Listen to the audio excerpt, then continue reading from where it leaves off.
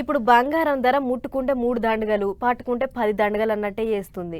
మామూలోళ్ళు కొందామని పోతే నువ్వు నన్ను కొందానికి వచ్చినావా, నీతో అయ్యేటి పనేనా అన్నట్టు చేస్తుంది. రాను రాను తులం బంగారం లక్షకి ఎక్కువ అయ్యేటట్టే ఉన్నది.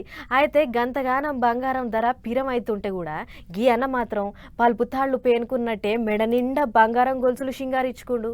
ఓరెక్కో ఇదేందిరా మామ, మనోని మెడల గొలుసులు పలుపులు ఉన్నట్టే ఉన్నాయి కదా, అవి బంగారం గొలుసులా లేకుంటే పూత పోసిన నగలా అని మనసు లేకుండా ఆలోచన చేసేటి పనిలో పడకులి. మీకున్న అనుమానం అంతా నేను తీరుస్తా ఇనులిగా. మీరు అనుకున్నట్టుగా గిలేటి కాదు, బంగారం పూత పోసినవి అసలే కాదు. అచ్చం 22 క్యారెట్ల బంగారం నగలే. అవు బరాబర్ బంగారం నగలే. ఇంతింత లావుతోని పలుపు తాళ్ళోతిగానే ఉన్న ఏం తక్కువ 5 కిలోల బంగారాన్ని సింగారించుకొని కొత్త ఏడాది గొలిగా తిరుపతి వెంకన్నను దర్శనాన్ని చేసుకునేందుకు కొండ మీదికి పోయిండుకి అన్న. మనోడు తిరుపతి వెంకన్నను చూడ్డానికి పోతే వెంకన్న కొండ మీదకి వచ్చిన వాళ్ళంతా మనోడి మెడలున్న బంగారాన్ని చూడబట్టిరు. ఇంతకు ఈ అన్న పేరేందో చెప్పలేదు కదా, విజయ్ కుమార్ ఆట, హైదరాబాదులు ఉంటాడు. రాష్ట్ర ఒలింపిక్ సంఘం సంయుక్త కార్యదర్శి అటకి అన్న.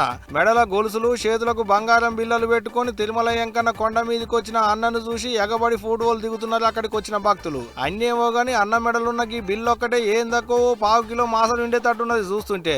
ఇగిప్పుడట వచ్చిపోయేటోళ్ళు ఫోటోలు వీడియోలు గుంజుకొని సోషల్ మీడియాలో పెట్టేటాళ్లకు ఆ వీడియోలు పొట్టు తిరుగుతున్నాయి. వెలకట్టలేనన్ని బంగారు ఆభరణాలు, వజ్ర వైడూర్యాలతోని ఆయన కాడికి వచ్చేటి భక్తులకు దర్శనం ఇచ్చేటి వెంకన్న స్వామి కాడికి గిన్నిగానం బంగారం గొలుసులు వేసుకొని వచ్చి వెంకన్నను దర్శనం చేసుకున్నాడు అనుకుంటా కామెంట్లు రాసుకొస్తున్నారు నెట్ అన్నలు. అంత మంచిగానే ఉన్నది కానీ జనంత పైలమే అన్ను. అసలే బంగారం దొంగలు ఎక్కువైరు దునియా మీద. పొద్దుగాల ఇంటి ముంగట ఊరికి సల్లేటి ఆడోళ్ల మెడలున్న పుస్తల తాళ్ళ కంచి గుంజుకొని పోతున్నారు. గన్నిగానం బంగారం నగలు మెడలేసుకొని తిరుగుతున్నావు. నీ మీద ఎంత మంది కన్ను పడ్డదో ఏమో జనంత పైలంగుండు సుమా. అటంక పోయినాక మొత్తుకుంటే రాదు మళ్ళా.